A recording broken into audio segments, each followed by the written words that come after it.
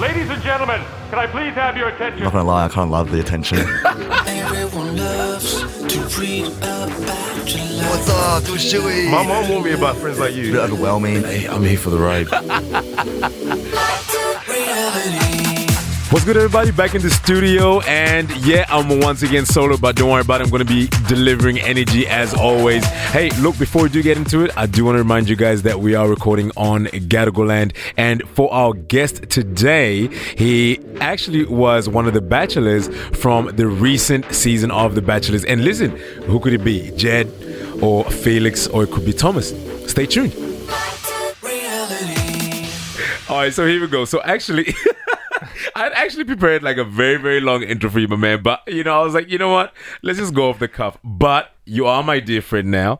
And ladies and gentlemen, allow me to welcome one of the sexiest boys to ever grace the screens on The Bachelor, I feel, my man, Thomas Malucelli. Did I pronounce it right? You did. Let's go. You did. Let's go. Thanks for having me. What's up, my boy? How you doing? I'm doing so good. It's so good to be here. That's what's up. That's what's up. Hey, listen, actually, before we actually get into that, okay, the way that we met was very, very interesting because I watched your journey, okay? So it was you, Jed, and Felix, right?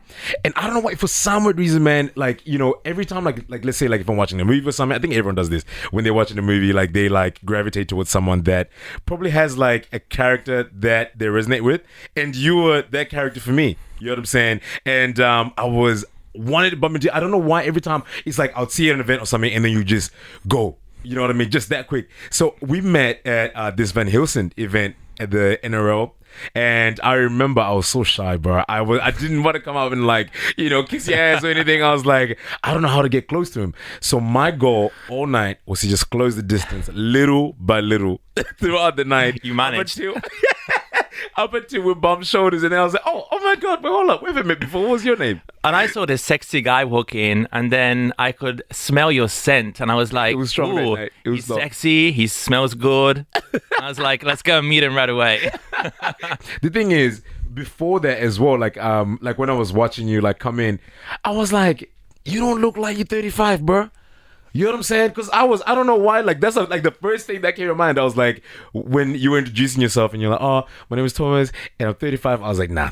Thanks, man. That's a joke right there, you. boy. And I'm actually 36 now as well. I'm actually 36 now. I turned 37 in November this year. God damn, crazy, boy. Hey?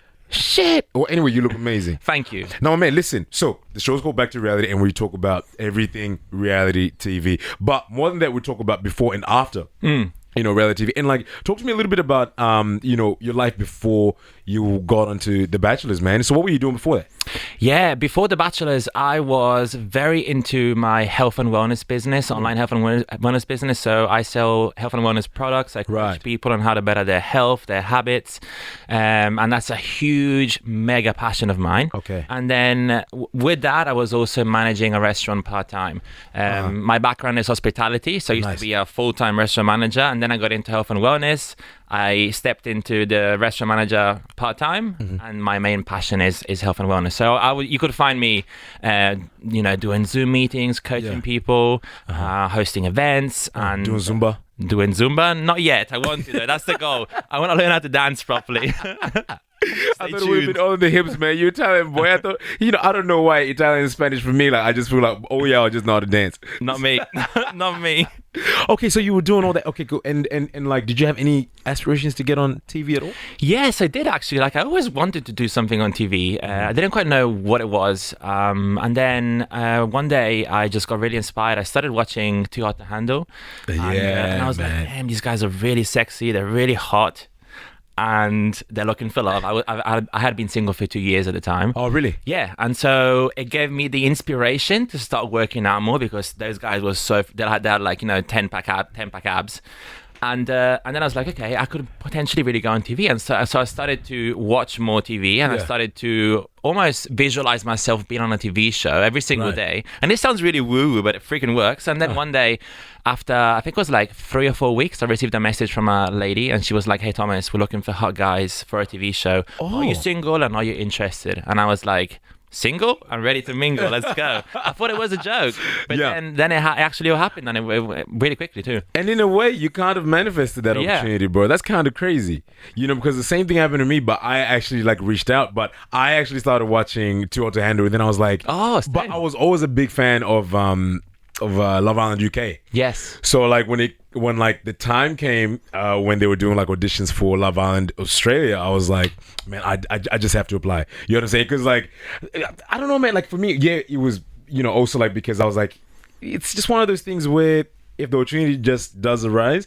like why not, man? Like it's a pretty Take cool it. story in the end, right? Absolutely. But before that, were you dating as well? Like like obviously like so we're 2 years.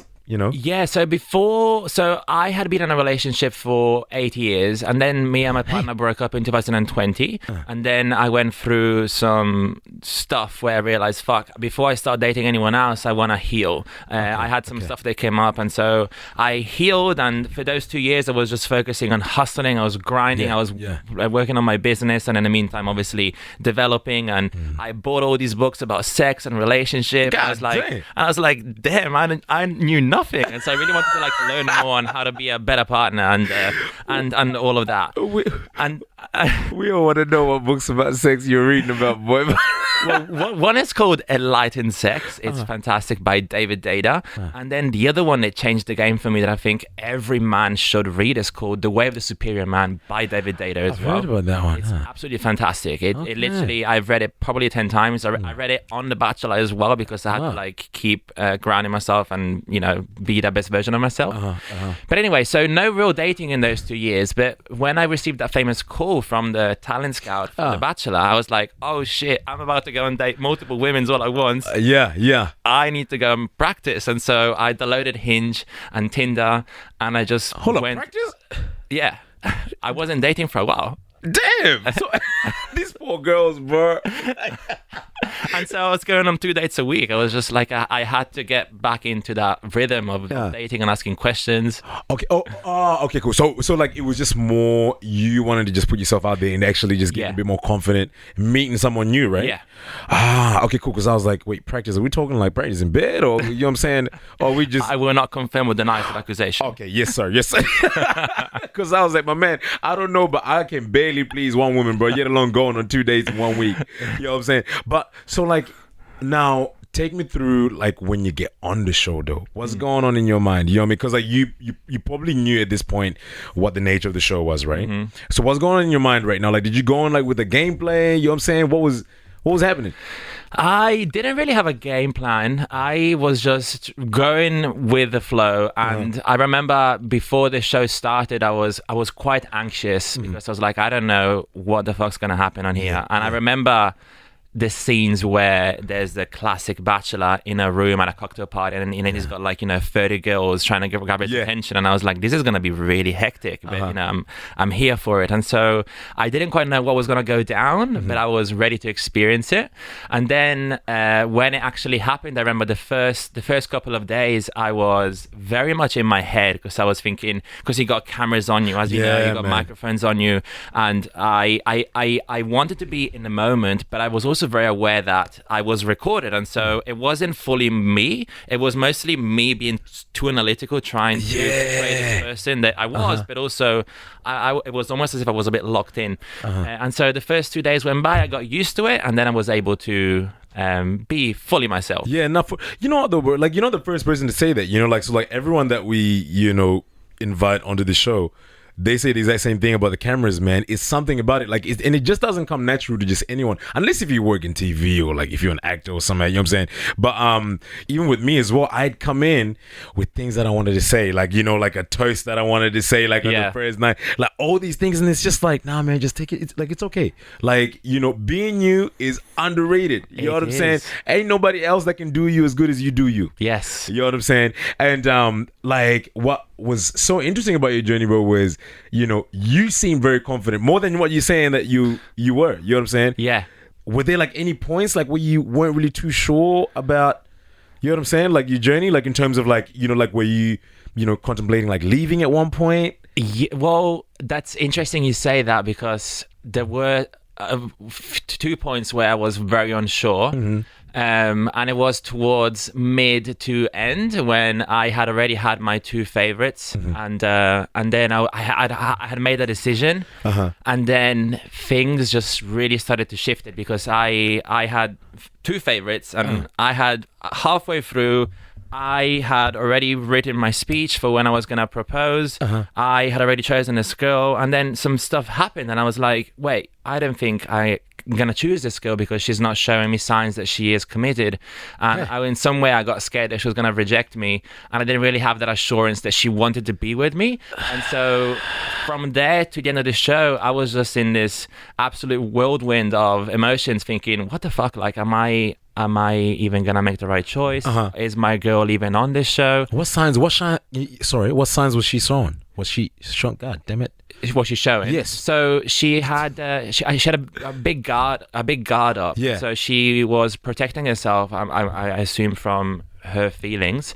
And so when we actually got to spend some time together, we were connecting, and those walls were coming down, and it was fantastic. Yeah. But then on The Bachelor, which is very different from maths and stuff, we actually only spend time on camera. So as soon as we left each other, then I probably would have seen her again after 2 days or 1 week. Yep. Those walls were all the way back up again. And so I only had 45 minutes with her. And so in those 45 minutes, I was trying my best to get those walls down. Yeah. And they would come down and then go back up. And I was like, fuck, I love you so much when those walls are down, but when they come back up, I don't know what to do. Yeah, 100%. You know? And you know what though, bro? That's actually interesting you say that because I'm only just starting to realize that people have got these reflexes, you understand, and those are those walls, right? And it's literally just a trauma response, you understand. And actually getting to understand that, for me right now, when I was am in this scene of dating, right, it's you have to kind of accept that not everyone is like you know what I mean? I can quickly drop those walls down when I need to, you understand? 100%. Because I feel like everyone needs an opportunity to be able to get to know you 100%. Absolutely. You get me? So, man, that would have been very, very hard for you to do, right? Very, very hard. And was this Leah?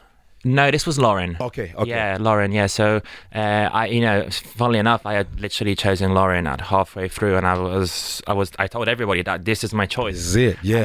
And then the last day, I ended up choosing Leah instead. But interestingly enough, looking back, and I don't know if you know much about love attachment styles. Yeah, heard of them. Yeah. I am. There's 3 types. There's avoidant, there's secure, and there's anxious. Right. And looking back, I'm an avoidant going towards secure. Okay.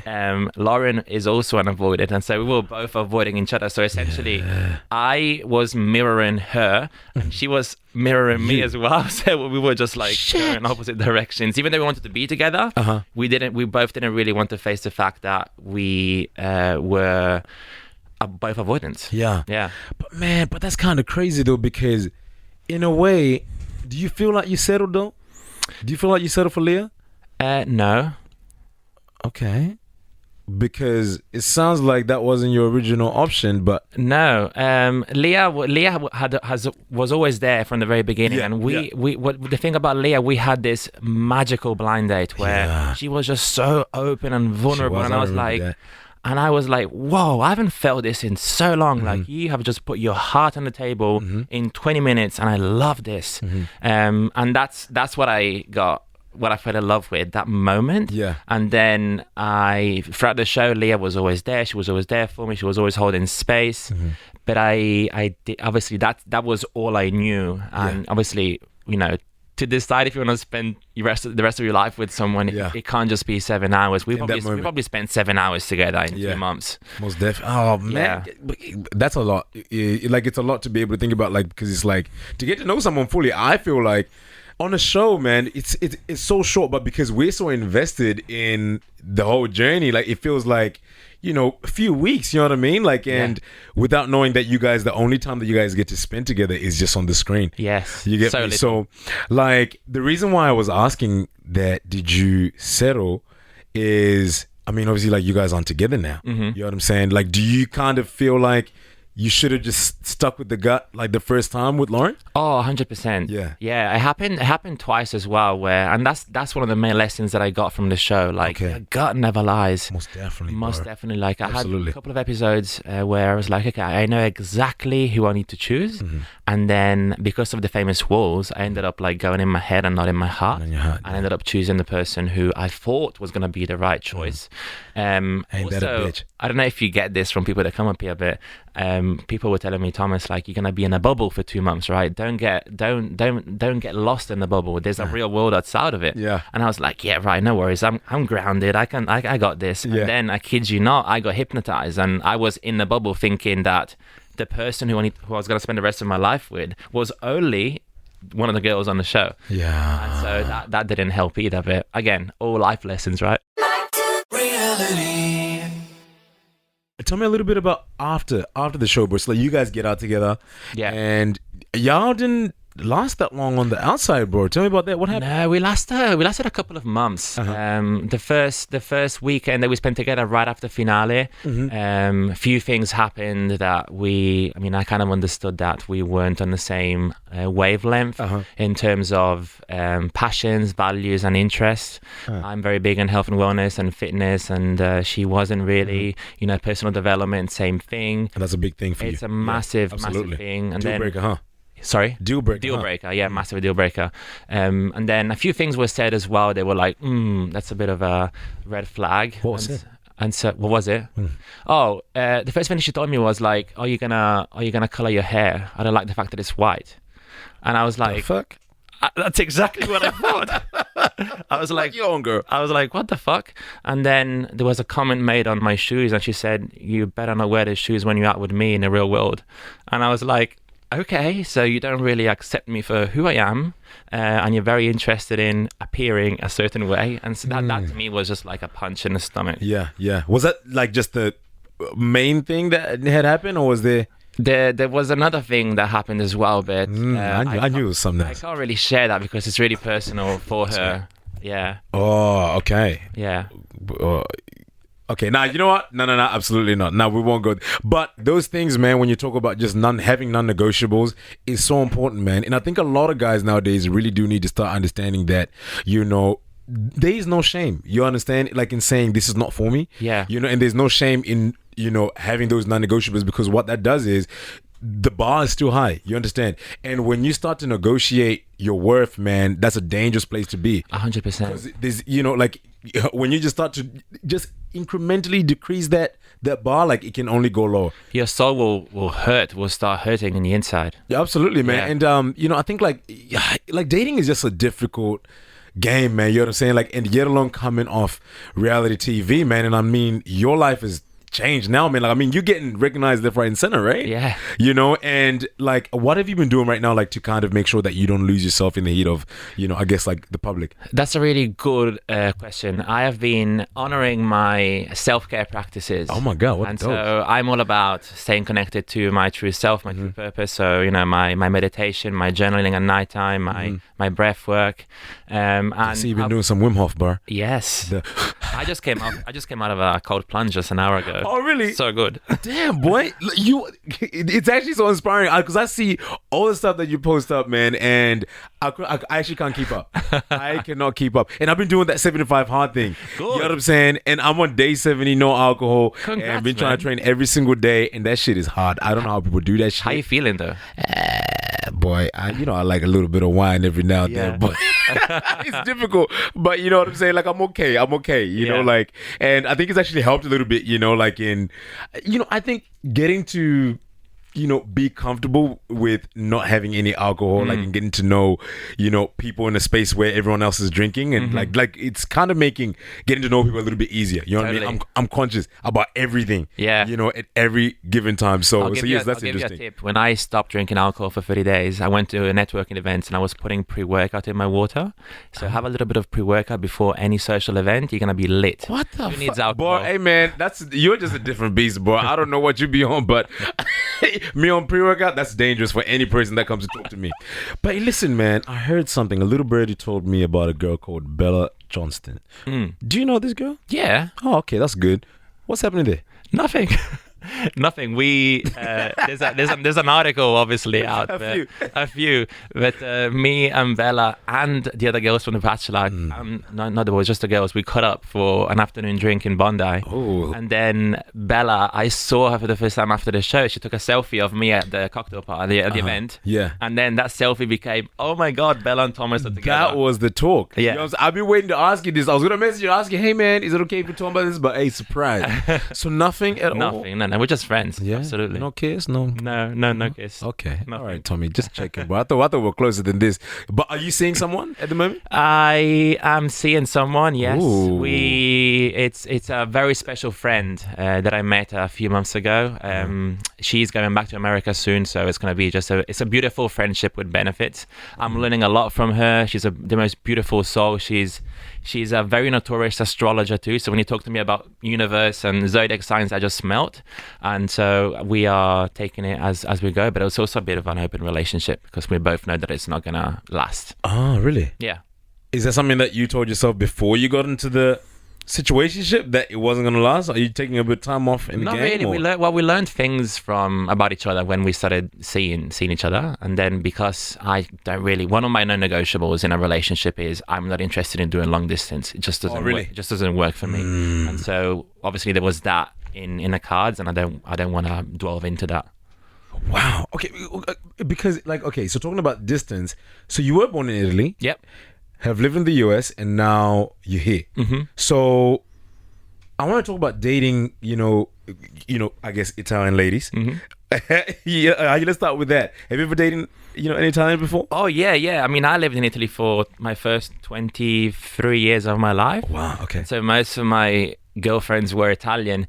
My first couple of really important girlfriends were Italian. And Italian women are exactly like they describe them. Like, they are sono molto calde, sono hot, sono very warm ladies. They get straight to the point. There's no bullshitting. There's no what do they call it, beating around the bush in Australia.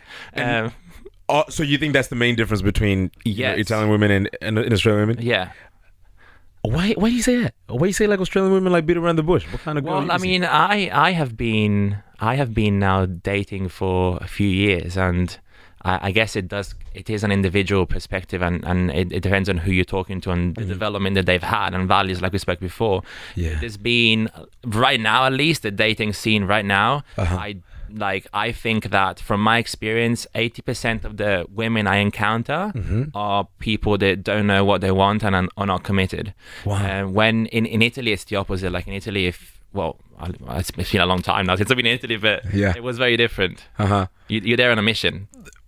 Just straight to the point. Y'all don't. And wait, is arranged marriage still a thing? No. Too? Okay, cool. I'm glad because it is back home still for me. it? Yeah, for us it's very different. Back home with our women, like they are very much the same, and they do not play games. But That's a a good lot thing. of no. But honestly though, Australian men are the exact same too.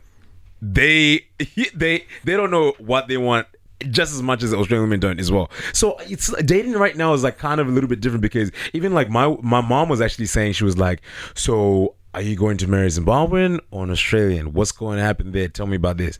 So that's right now in the group chat, like in the family group chat, I'm like the talk of the family. So you're the talk of the family right now as well too? Kind of. Because I mean, like, bro, you are kind of getting to that age now, right? Yeah. Oh, look, 100%. And I started to think, am I just gonna be the cool uncle? Am I gonna be? Have you ever seen Bad Boys with Will Smith? Yeah. Am I just gonna be the You're Will just gonna Smith? be Uncle Will. Yeah. Give me the Porsche. I'm gonna come and look after your kids, and I'll probably have a dog. Is that soon. really how you feel, or like is that a joke, or is this serious? Well, I'm in every joke. There's an element of truth, right? So damn. 50-50. I'm actually like that's actually interesting, man, because I can definitely see you As the cool being uncle. the cool uncle as well too. Like, not to manifest anything weird. But it's interesting because I that's the question that I'm pondering. But then each one of us wants to find that one person. I mean, I am so happy with my life, and I live a beautiful life, and I'm connected. I've got lots of friends. I've got a great business. But then there comes that time at night, and I'm like, fuck. I'm feeling a little bit lonely. I wish I had like a partner in crime next to me, Yeah, man. And so it's something that I know it's there. Like I can grasp it, but hopefully soon. Yeah, I'll be able to, absolutely. like, But that's something that you would like, huh? absolutely. A lot of kids too. I can see a little Little you know? family. Yeah, man, little Brady bunch. But like, would you see yourself like going back to Italy though? No, I don't. To find a girl? No. It's interesting because I love Italian women. They are so beautiful. But probably it's because I'm half English. Like I've always been so attracted to foreigners and other countries, and I've got a thing for American accents. Like when I hear an American accent, and I just Like, just melt. gravitate towards. Yeah. Damn, what? Anything that's not Italian. Serious? Yeah. Who hurt you? No one. It sounds like somebody. I don't know. I'm just. I feel as business. if I've just been there for so long, and I just want to experience more cultures, more of the world. Yeah. But you don't feel like they're the ones that can kind of. I feel like there's like a mutual understanding, bro. There definitely is. But I'm probably call me old school, but I'm still looking for the unicorn. As they all do. Reality. I actually wanted to go back. There's something that I was going to ask you a little bit earlier on, but I forgot. But so during the show, how did the show impact your health? Like, because obviously like you're into, health and fitness. Did you manage to kind of keep, the routine that you had on the outside world, like physically and mentally? Yeah. For the most part, I did. So, shows are crazy. Like some days, like our time for makeup and wardrobe was like 6 o'clock or 6:30, and so we always had a minder. He was like, okay guys, boys, tomorrow the wake up is at 6 o'clock. So based on that, I would always wake up an hour and 15 minutes earlier to do my meditation, to do some exercise, absolutely, have my brekkie, and then I'd be ready for the show. And it's so funny because we were living in this penthouse of the Q1. We couldn't go out, we couldn't go to gyms because people couldn't see us, we couldn't get recognized, and so the living room was so big that I was running around the living room for 20 minutes every morning just to get my cardio going. I look like a crazy person. Just to get your cardio in the room. Yeah. That's actually so funny because like when we were just about to film Love Island as well too, like because like we were limited because it was like COVID time as well. I would literally like put the aircon on hot and just do like every little bit of like a HIIT workout, exercise I can with a hoodie on, like, and like it does get tough though. You know what I'm saying? Like when you're filming it, like I think not many people really do understand that like your routine gets out of whack. Absolutely. But I know so much, like, having a really good sweat in the morning will help your body produce BDNF, like the brain derived neurotransmitters. Okay. And so when that happens, it's almost like having 6 coffees, but without the crash. You're just active, you're alert, you have better conversation. And so it's like, if I'm going to be on TV having some wicked conversations about marrying people and having kids, I better be alert. So I had to do all I could. What did you teach the other 2 guys about this? Because I don't tried. think they were doing the same thing. I swear I did try.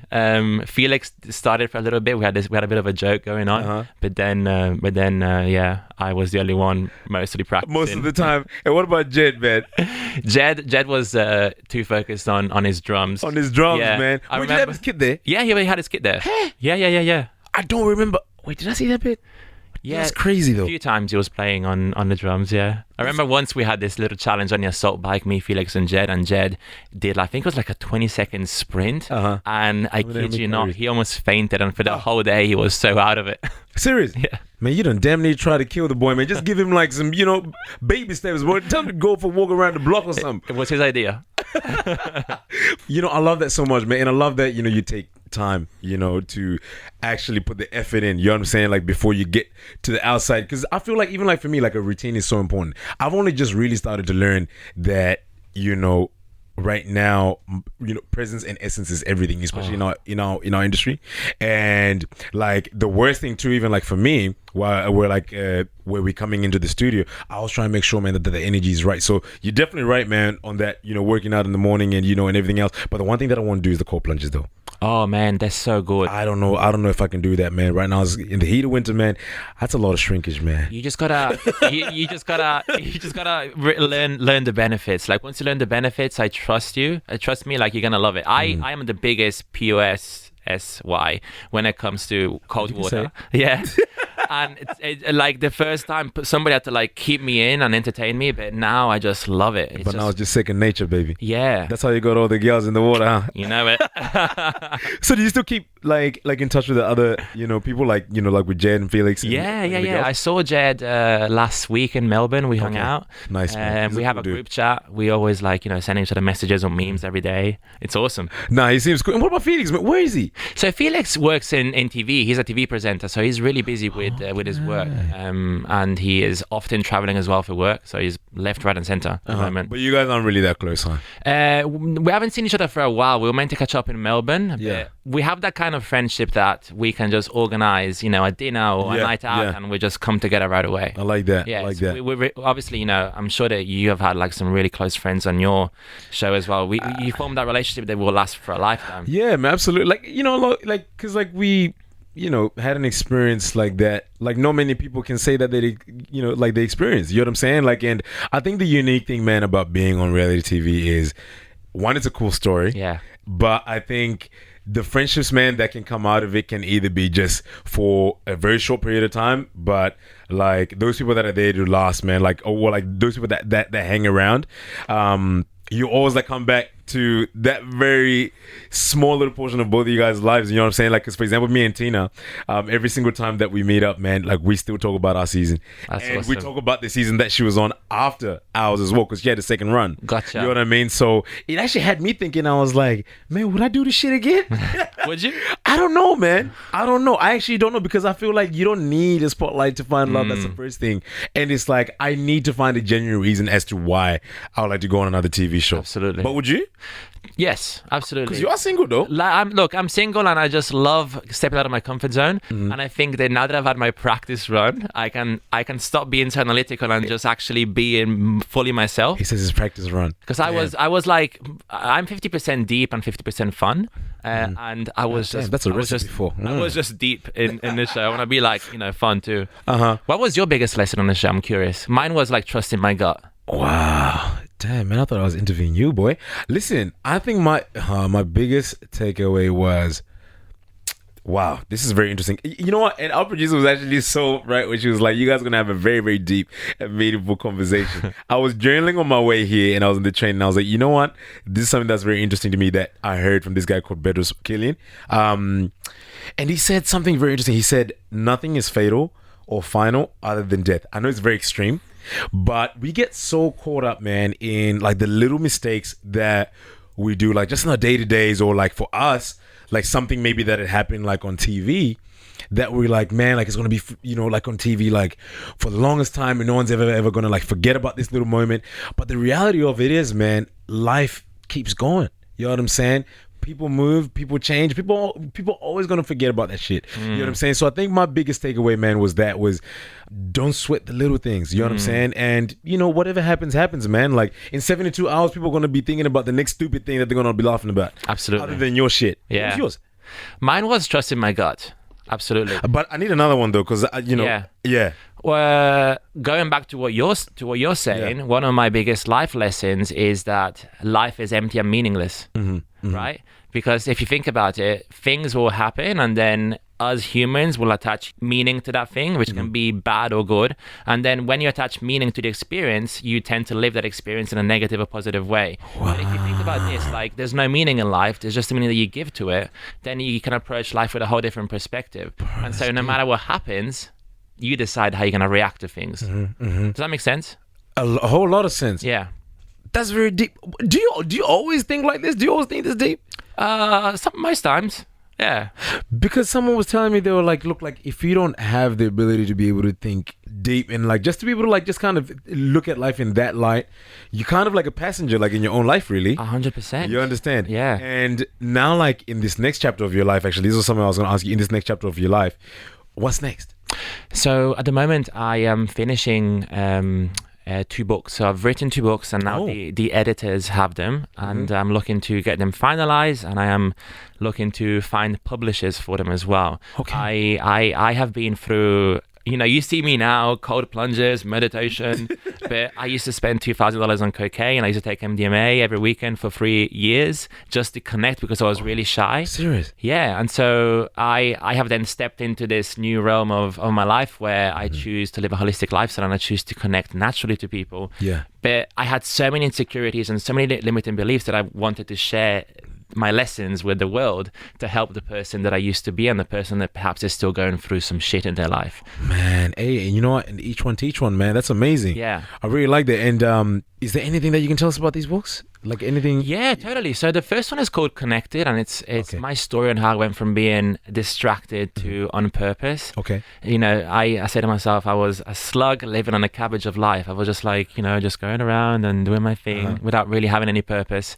And in the book, I help the reader connect their mind, body, and spirit. That's what I did. Yeah. And then I tie it up with understanding the importance of habits and then daily routines. So it's my story, but it's also a simple guide to success.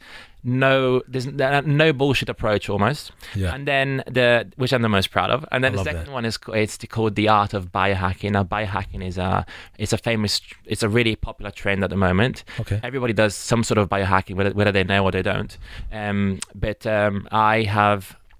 It's almost like a biohacking guide for dummies. So understanding how you can better your performance, your thinking, your recovery in a really simple way, and optimizing your life. Wow, man, that's amazing. And when should we be expecting these books? Oh man, I hope before the end of the year. Man, that would be amazing, man. Yeah. Please do let us know, man, when that comes up, because we always love to support our guests, Thank man. you. Thank Absolutely. And one more thing, man, before I let you go, is what tips would you give any of the upcoming cast, rather, of The Bachelors for this next season? Oh my gosh.